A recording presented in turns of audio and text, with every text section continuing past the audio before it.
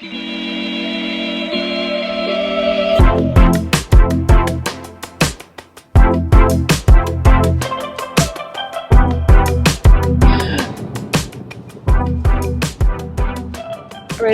Steady. Go. Go, go, go. Who, me? Yeah, you always do high. I mean, again, it's the 20,000th time. I love it. I love to wind you up. So, are you ready? I'm ready. Hi. Hello. Welcome to our On Tour podcast. Lez-Come-Together. My name is Jana. And I'm Jo. Hi, Jo. Hi, Jana. Have I got the mic on the right side? The right side. The correct side. It is the right side. It is the right side and it's the correct side. We did have a moment where I said to her, just got to put it on the side that I am. Otherwise, you look at me and I can't hear you. Yeah, well, normally I'm on the other side, but because Jo is driving us to Leicester. Leicester. And I'm being very careful. We're not driving fast. We're on slow roads and I'm keeping my eyes firmly on the road, yeah, people. She's not looking at me. Thank goodness. Anyway, so we're going to Leicester because, and I need to talk about this, Jo, to be honest. Oh, I'm going to get another nagging, aren't I? Go for it, Jana. Go. Weeks and weeks ago, you asked me, would you like to join me on a Sunday of 25th of May for this charity cricket match? Mm-hmm. My uni mates are going to be there. Yeah. Granted. Do you want to join me? I was like, yeah, why not? It's a good opportunity to spend time with Joanna. On tour. Yeah. And yeah, watch some cricket. So a few days ago, I asked Jo, what is the plan for this journey? What time we going? What do I need? So she sends me a screenshot from someone who is much better organised than yourself, and I can't wait to meet her. Trem. Love you, Trem. Trem, can't wait to meet you. I read it and I was like, what the hell is going on? This is talking about us not watching the fucking cricket, playing the cricket. Absolutely. Because I was in the cricket team at Loughborough University 30 years ago. Which if I had listened to our pod... you might have remembered. Anyway, so I've got to say, it was really well written. 1 o'clock arrival, which we're late for.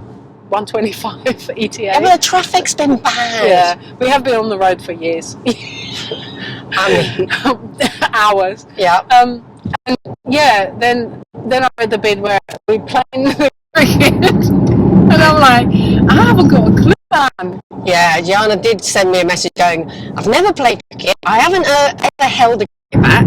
What are you talking about? And I just went, it's pretty much like rounders. You'll be fine. I have no idea what rounders are. So it should be fine. You don't know rounders either? No. Oh, for flipping heck's sake. Where were you brought up? Where I come from, we don't do cricket and rounders. We do like proper hardcore stuff. Well, you're going to feel that cricket ball is proper, man. Wow. Yeah. So yeah, I think I'm excited and a little bit worried at the same time. The good news is that as we were driving kind of this. We've given Jana a gin and tonic. So this is not to advertise that drinking is good, but I thought I just need this to relax and be prepared. What have you got, Jo? Yeah, well, you know, one of us sensible, but I'm driving, and the other one having a gin and tonic. But like we set off, and obviously we're in lots of traffic, and Jana's like, I haven't even yet got a drink. I'm like, well, what would you like me to do? The red car or the blue car? Shall I ask them? So we did get to some services, and I was able to get you a gin and tonic. Well, I did ask you when we left, and it was an hour in when I asked you again, and you offered to stop other cars. So, Jana, travelling on the roads. So this is my question to you. How are you finding my driving? Actually, I'm really impressed. You are like as organised as you can be. You are very good and organised with driving. You've got your sat-nav set up. Yeah. We know where we're going.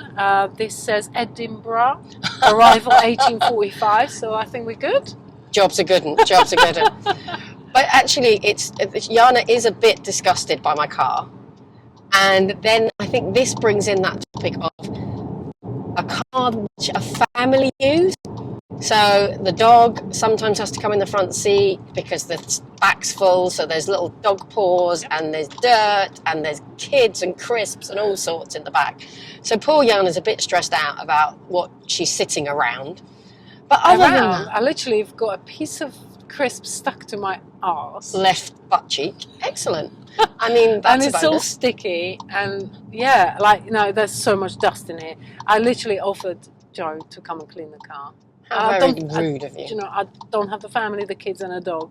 I also don't have time to come and do this, but I will come at midnight if I have to and Just sort to this help car the out. car get clean. And to be honest, like, I'm not surprised. You've just been away for a week.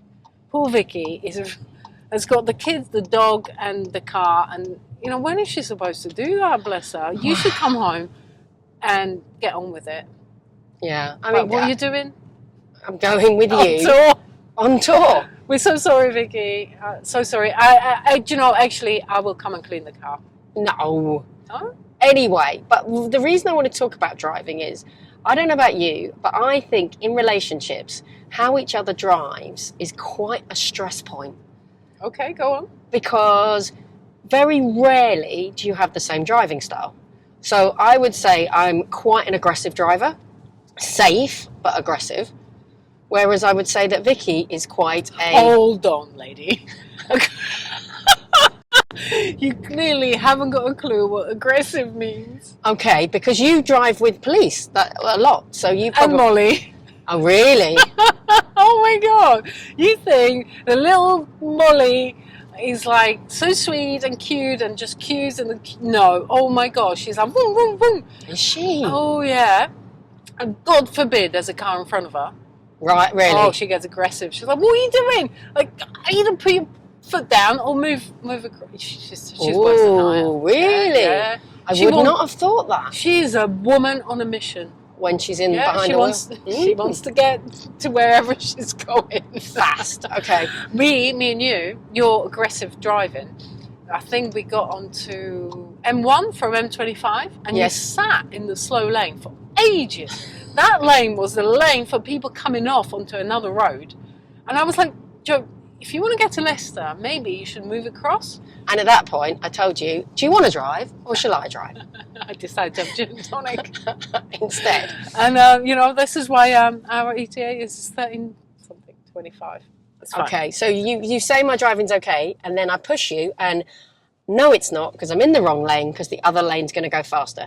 So I need to ask the listeners here, do you not think that it always feels like the other lane's going faster? And as soon as you change, it's your lane that's going faster. So sometimes you're better to stick in your lane, enjoy the conversation, rather than worry what's happening in the other lanes. No, this is true, but because you are so well known for being late, Yeah. I was very I should anxious that probably we're not change too late. lanes. Exactly, Jo. But you did well. You came out of the I followed your... non-aggressive slow lane, and you went into a very aggressive lane and moved instead of 30 mile an hour. I think we got up to 50 mile an hour. So well done. I'm proud of you. Thank you. And we Thank are you. now only half an hour away from Leicester. So well done. I'm impressed. Yeah, we're moving along now nicely. So on tour is going really well. Yeah. Was there anything else you wanted to say about driving other than the fact it's aggressive? Well, And, what do you do if you don't like your partner's driving? Tell them.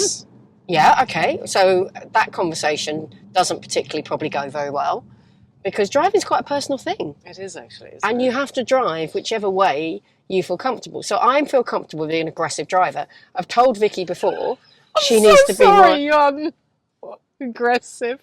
Or maybe it's just today because we are very chilled. very chilled and very focused because we're doing it. Okay, compared to Vicky, they call Vicky driving Miss Daisy. Like literally, la la la la la la la. Very safe, but very steady Eddie. She's getting nowhere fast. Do you know, you're right, it's very personal. And actually you're going to experience some driving later on tonight. Very late. Yeah. I'm only having one drink and then food. So maybe 8 hours later I'll be driving back. Yep. And that's aggressive driving. Okay. So Oh my good luck to you. Get all the seatbelts on. So I'd just like to tell my mother and my wife and my family I love them. And whatever happens, Thank you. Anyway, so yeah, but the topic is, if you tell your partner that you don't think their driving is good, it doesn't change it. It just means that every time you get in the car, there's that slight friction where they think you're judging their driving, and you think, don't mention it because it's... And do you not have that with you and Molly? Because you just always do the driving, don't you? Yeah, she's got used to the fact that I'm a shit passenger. I get bored, I hate it, so I prefer to drive. Okay. Unfortunately, she always gets...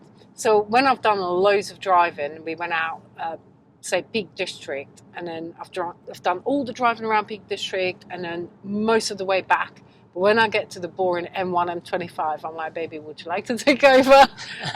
That's when she takes over. Okay, so the motorway type driving, right, okay, got it. I don't mind it, but I much prefer countryside. Yeah, okay. And she likes that I do that because, I learned to drive in Slovakia, and they're all crazy out there. And, like in countryside, like I mentioned in the previous pod, it's all a bit crazy. It's all narrow, and people driving like an absolute... bunkers. That's for the next podcast, the V's. So yeah, she's quite happy for me to do the countryside, and then she does the M25 M1 bit or whatever, and that works for us. And I don't think there's any judgment. Occasionally it's like, baby, I think you should have done that. But yeah, I think we're good. I love the way you do that, baby. I mean, let me be honest with you. When Molly hears that, baby, she knows you're just going, I'm correcting your driving, and she doesn't see it as a whatever the word is, tone of beauty and oh man, that's a word I'm missing. The passion? No, when baby. Normally, baby is a term of endearment. She doesn't find it an endearment term. She terms it a patronising, I'm telling you off term. Just so you know, because I use that same term with Vicky. Oh really? Do you say baby? Darling? No, I go darling. She's like, don't tell me how to drive. Okay, take my darling. Do you know she does the baby darling thing to me too, so we just take it on the chin. So moving off the on tour driving, and then we're not actually, because I was just thinking, okay, so we're gonna do yep, it's very spontaneous because we're on tour, so we thought, why not officers driving. So remember, in my job role, I work with British Transport Police. I don't drive in my job anymore. I used to drive a van and respond to incidents, but now I have a wonderful police officer driving me about these days, and I work with 4 of them. And you are absolutely right. Every one of them has got their own style of driving, and all 4 of them are absolutely brilliant. But it is quite funny to see how different they are. Obviously, when we're driving and patrolling like normally, it's just non-aggressive. Yeah, a bit like you, driving and doing the stuff. But when we get emergency call and we responding on blue lights, every one of them drives very different. They do get trained in blue light driving, don't they? Yeah, definitely, and they tested and everything. Right. So every single one of them is really safe. But you'll have one that is a bit more... that as well. Let's not mention any names.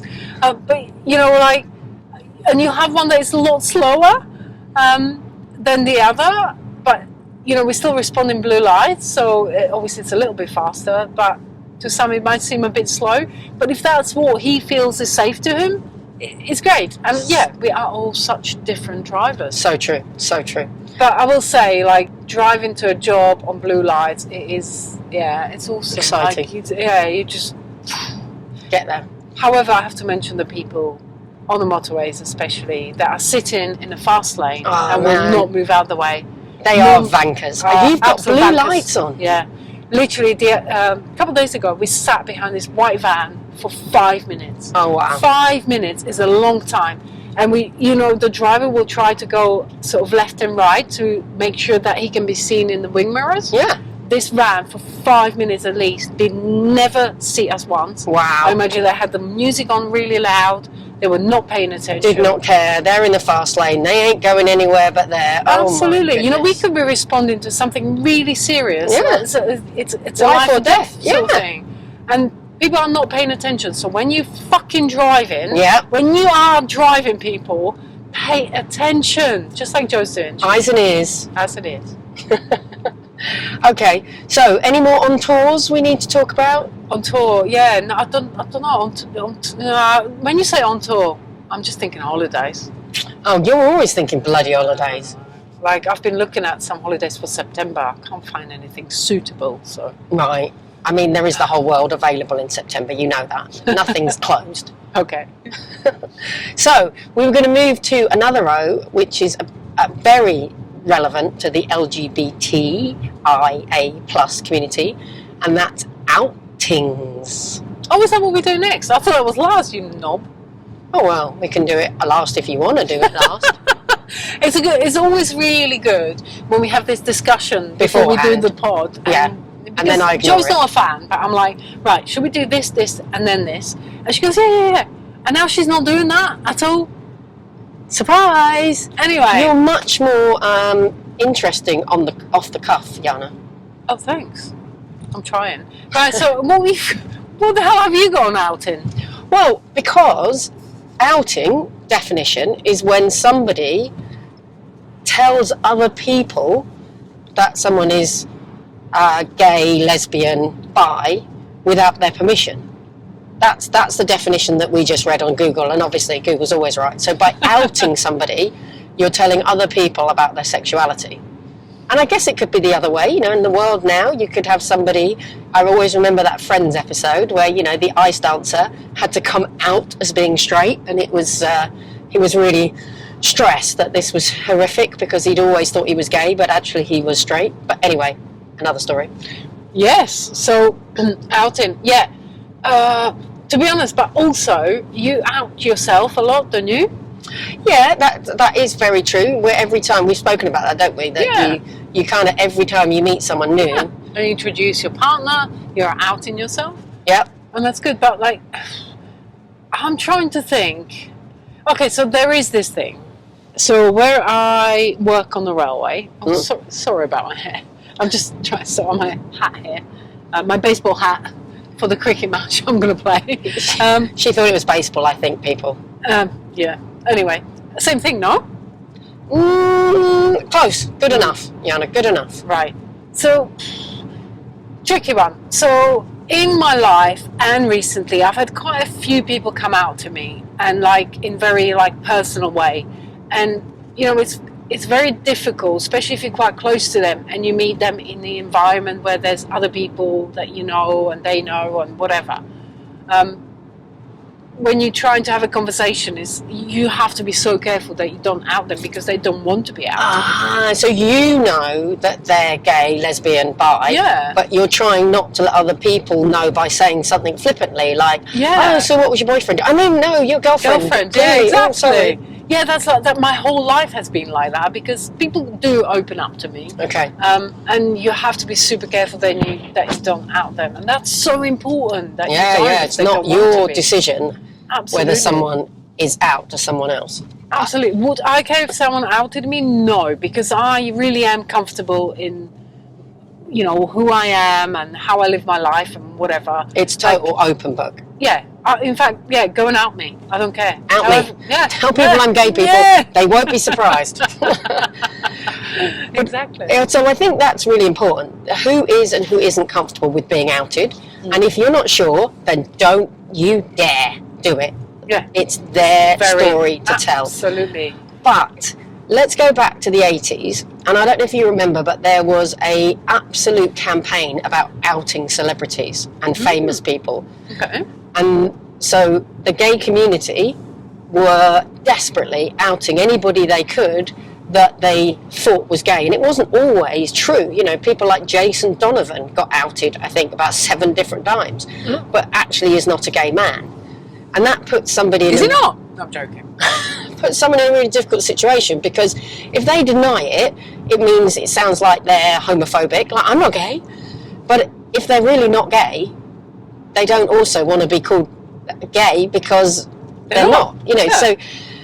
And I was obviously at that point battling with my own sexuality, the 80s, and it was really important that some of those people were outed and I had role models. Like, it was really important that I wasn't thinking that only weird, strange people could be gay, but actually some of my idols that are gorgeous and beautiful were gay. Well, like Jason Donovan.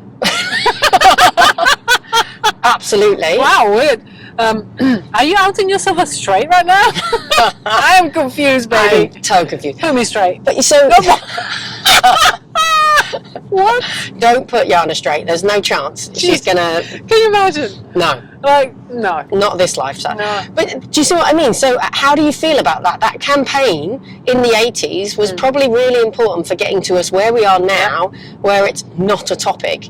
But it needed people to know that the people that you are in your lives or you care about could also be gay or bi. So how do you feel about that whole outing? God, this is a difficult topic. So for me, it was so important that Martina Navratilova, the most amazing tennis player, was out, and proud and gay eventually, which she was. That was such an important thing. But as you know, I don't really like her very much right now. But yeah, absolutely, that was so important. And as a young person that potentially is discovering their sexuality, anyone that come out gay was so important. Yeah, so I identify with them definitely.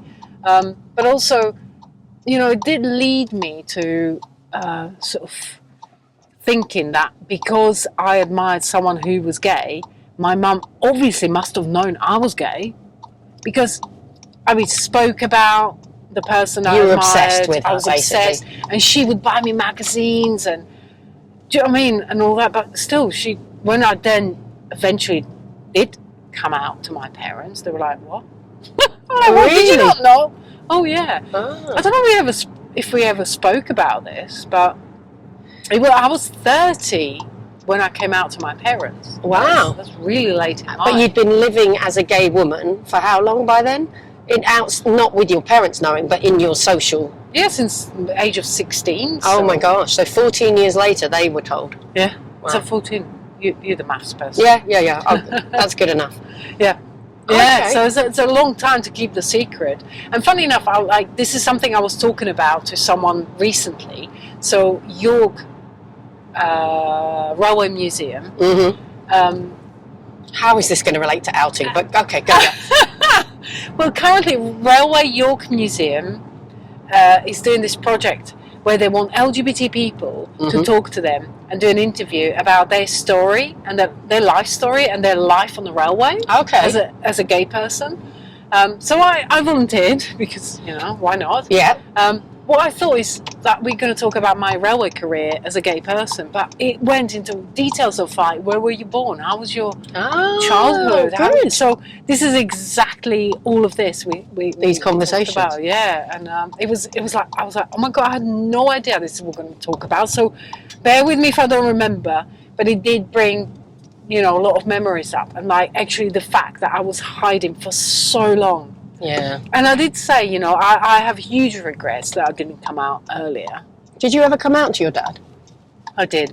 It was about 2 or 3 years before he died. Okay. And, there was always this thing, I thought Mum knew because she was, sneaking all these magazines with Martina and, happily talked about the fact that I don't need to get married. Stuff, you and thought have a she child. knew. Yeah. So I thought she was gay. She knew I thought she was gay. My mum was not gay. Or maybe, you never know. Yeah. But I thought she knew I was gay. So I thought her reaction when I eventually come out, it will be quite okay. Yeah. And that my dad is going to be absolutely mad hit the roof. bonkers. Yeah. Oh my God, complete opposite. My dad was like, what? But he asked questions. Okay. He was really calm about it, shocked, bless him. My mum didn't speak to me for days. Really? Blanked you? Yeah, she was very, very upset. Yeah, bless her. She just, I think in her head, she just thought, oh my God, that's my daughter. She's never going to get married and have a child, which is what she advertised, that it's okay not to do. Weird. That is a bit strange. I wonder if she was also battling, because I'd heard these sort of comments with maybe it was her fault because she bought you those magazines. Maybe. Which, people, it's not your fault, all right? Probably. If somebody in your life tells you they're gay, bisexual, nothing to do with you. Celebrate that they're honest enough that they want to talk to you, they want you in their lives to be, but it's not your fault. Yeah, exactly. But you know, I have thought about this many times because I'm so active with the LGBT community, and we do this pod, and I'm always talking to people about gay stuff, and you know, people had come out to me, and I feel like, am I responsible for this? But no, because obviously I ain't making anybody gay. No, I mean like, as good looking as you are, Jana, trust me, you are not making them gay. Thank you. No, but you kind of do feel a little bit responsible that maybe people never thought about this. But because you're talking and they're listening to you and they're like, oh, maybe I need to start thinking about it deeper. Yeah. But it's funny because the outing, interestingly, that's how my friends and family found out that I was gay. Because again, at about 18, 19, I started knowing myself, like for sure, and started living that gay life at university. But when I came back home, my friends at home and my family, there was never the right time to tell them. You know, to start with, I wasn't convinced or confident enough to say it. And then after that, it felt like it'd been too long. And then when do you bring it up? You know, it just never felt like the right time. Yeah. So we went out one Christmas, because obviously when you're at uni, you sort of come back just for sort of Christmases. And I was working away actually, so I was 25. So I wasn't at uni, I was working up north, Midlands. Up north to you, babe. And then Doesn't cross the River Thames. Yeah. North London. No. Yeah. And I came back for a Christmas meal, and we were all sitting, and everyone's talking about boyfriends. And at this point, I always go quite quiet. And one of my friends, Emma, literally said, "Jo, when are you going to tell us?" And everybody went silent, like, "Oh my God, how dare she?" And I just burst into tears. But it was such a relief, because I said, "Yeah, you're right. I'm with a woman, and I'm very happy, and she's amazing." Charlotte. Aww. They all knew Charlotte, they loved Charlotte, so they were all like, yeah, cuddles. But at that point, beautiful. Because all of them sort of family knew my family, it was like, I've got to tell my parents now. And I go back tomorrow at like 4 o'clock. So I spent all of Sunday like, how do I tell them? Yeah. The plan was, I was going to tell them at the dinner table, but then I just sort of sat there pooing my pants on As you do, yeah. what if people, you know, throw their dinner over me and storm out? Because that's the kind of thing you worry about. Yeah, you know, when you laugh about, when I told my dad and mum and dad, my dad was eating like a goulash. Of course he was. So stereotypical. Yeah, there was a bit of that sauerkraut on the side. And like, my dad loved food. He loved food more than anything. And he was eating this food, his soup, the meat and everything, and the potato. Mm-hmm. Yum, yum. And I said it, and he stopped. No, he stopped. He paused. He never paused his food in his life. Oh, it was a bad thing. Okay. And I thought, I'm looking at him, he's looking at me, and his spoon is not moving, Jo. Just eat, Dad. Just eat. It's fine. Just eat. I was like, shit, I'm in trouble. The spoon is not moving. Oh, man. Oh, yeah. The spoon gauge. Please put the spoon back in the food, Dad. Please. He just looked at me and went, right. And he carried on eating his Oh, food. thank the Lord. I was like, see, I'm okay.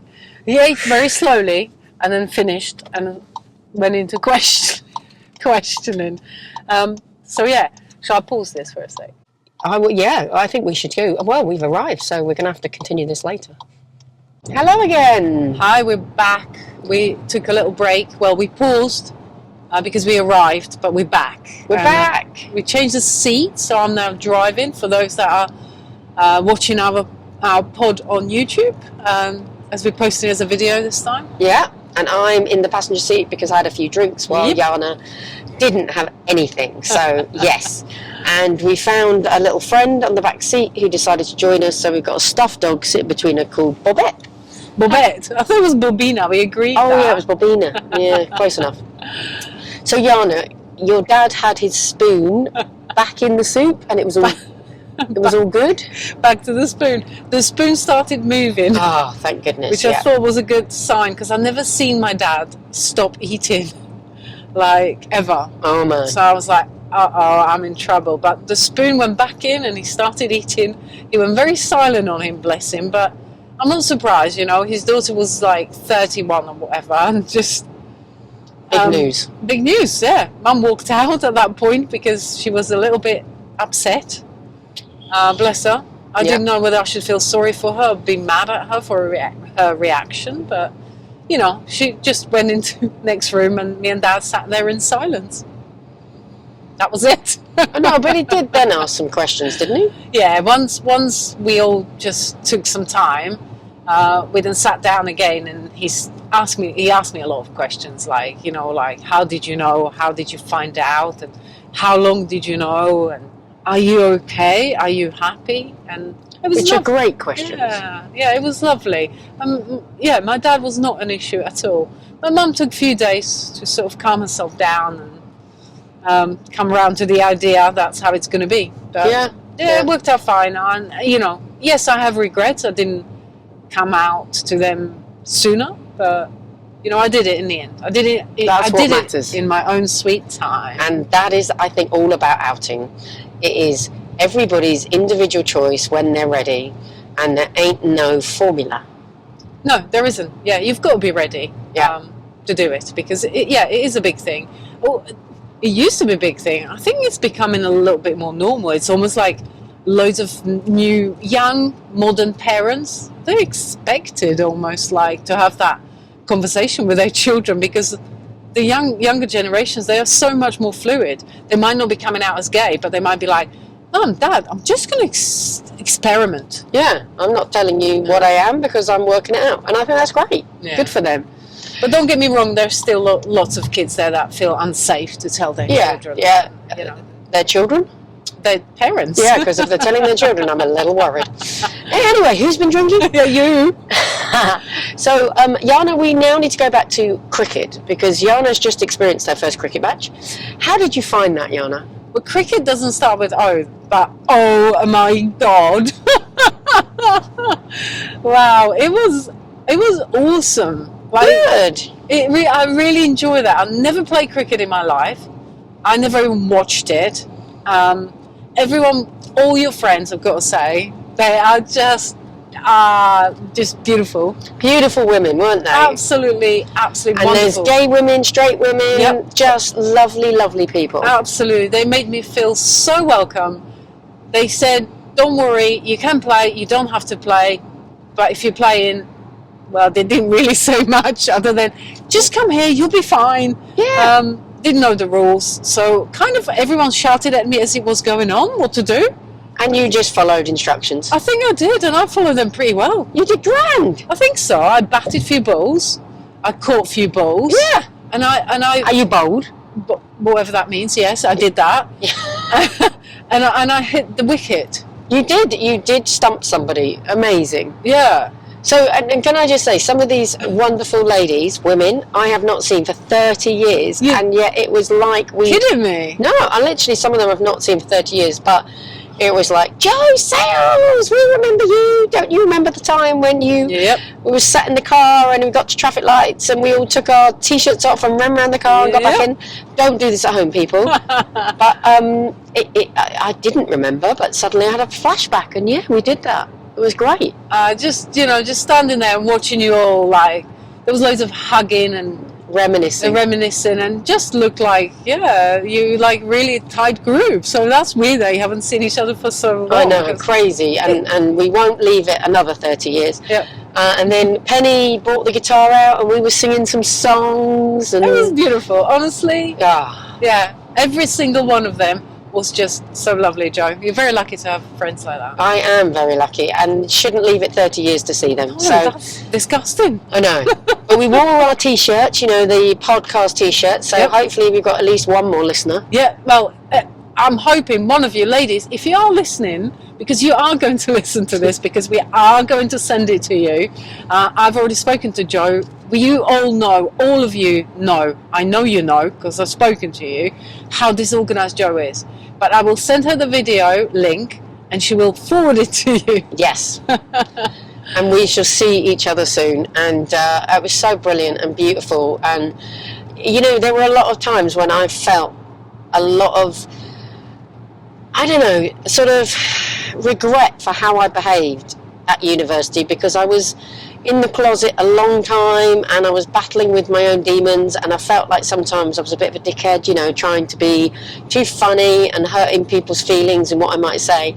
And it was nice to say to those people, you know, I'm sorry if I was dickhead, and them going, no, it's all right. We enjoyed some parts of you, and we found, but it was fine. And they had their own demons, and so it was nice. Nice. Good. Yeah. So anyway, so O's. So we've done outing, we've done on tour. Mm-hmm. We also talked about doing orgasms. Oh. Was that you just having one? Did it sound like it? No, not really. Not one that I cause. There's a lot more O's. Oh, yeah. Yeah, orgasms. Yeah, what have you got? Well, let me tell you, Molly made us never talk about this again. So I'm really sorry, Molly. I think the main thing with an orgasm is... Oh, yes, we did do a pod on sex, didn't we? And oh, so we did mention the big covered. O. The big O, yeah. And she did say, never speak of that again. Yeah, yeah. This is so too much. Maybe we shouldn't go there, Molly. But if anyone wants to go back to it, please listen to episode, whatever number that was, but it was episode S. Oh, yeah, it was sex, not O's for orgasms. No. But honestly, most important thing is to enjoy it, talk to each other, don't worry too much, don't get het up about it, just communication. Yeah, I think that's what we said in the previous. Yeah, absolutely. And, yeah, have you had any sins? Sex or orgasms? Wow, two different things. Two children. Yeah. Right, on that note, Molly, I promise I'll move on. So other O's that we were talking about, we were saying that we would talk about... I don't remember what we were talking about. Me neither. This was like, do you know, this was like 8 hours ago. Was it really now? Yeah. Yeah, it was. Even more than that. Gosh. Is there anything you can think of O? Octopus? No. Never been out with an octopus. Although you should try 8 arms. Is it 8? 8. Yeah, you're 8 right. arms.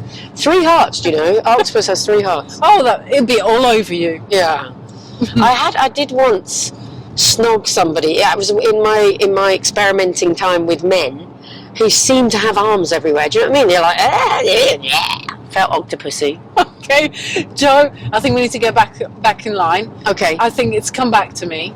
Right. I've remembered. Okay. This is hard because I'm actually driving, so I can't check my phone. You know, normally, because I am the organised one, which I never thought I'd say in my life, because my wife is the organised one. I'm not the organised. But when I'm with you, Jo, yeah. It's for organised. Oh, idiot. Of course, organisation. Yes, so you need to learn something about that, and that's that. But do you know what? I and I'd say this to Vicky all the time, I believe part of it is that I have my job, I have to be really organised and on it, and I go into meetings, I know exactly what I'm going to talk about and what we need to get out of it, and I think that then I get home and I'm like, spaghetti brain.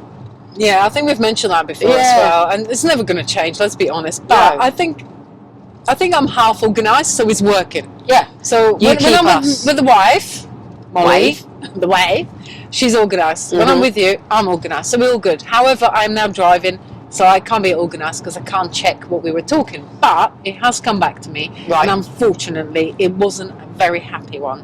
What one was it? But important. So it was oncology. Oh, yes. I did have to say to you, what does that mean? And then you reminded me it was about cancer. Absolutely, yeah.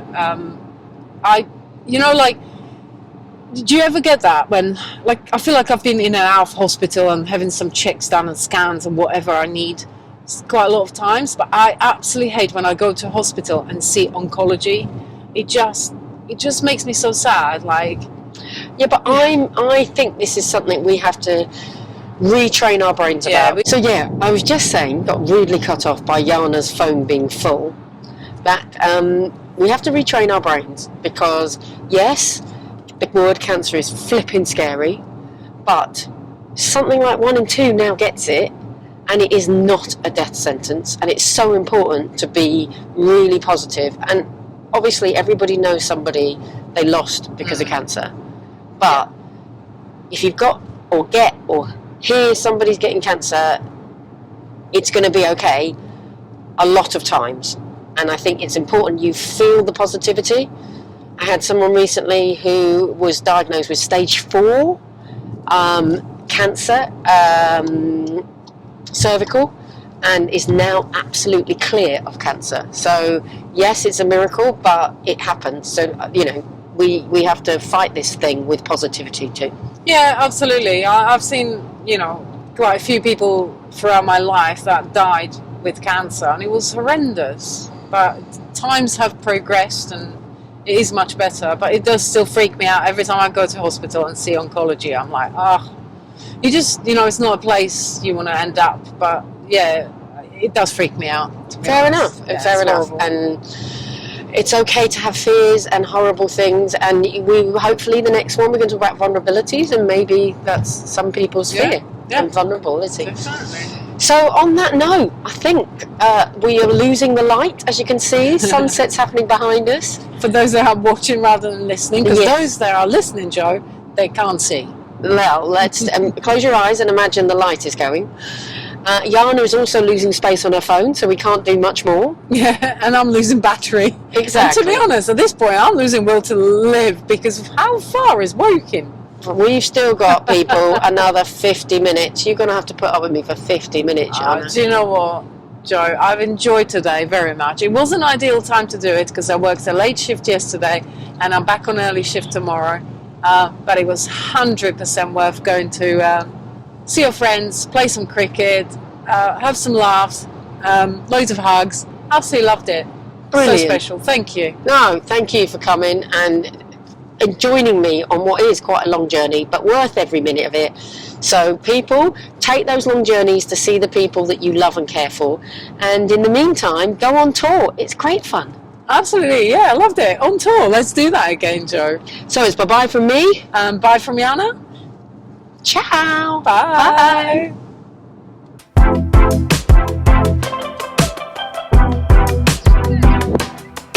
So she's not at all pissed off with me that she's now the first person batting. Here she goes, here she goes. Oh, it was nearly. Run, take the bat, run. Just one. Look, action in motion. That's beautiful. She's run. Look at that, Pitwood. Don't run too fast. You haven't warmed up. And again, go. And again. But don't pull anything running. Stop. No, okay, keep going. Oh my God, you're going to get Lisa out. Phew. No, Jana, stop. Jana, back. Get in your crease.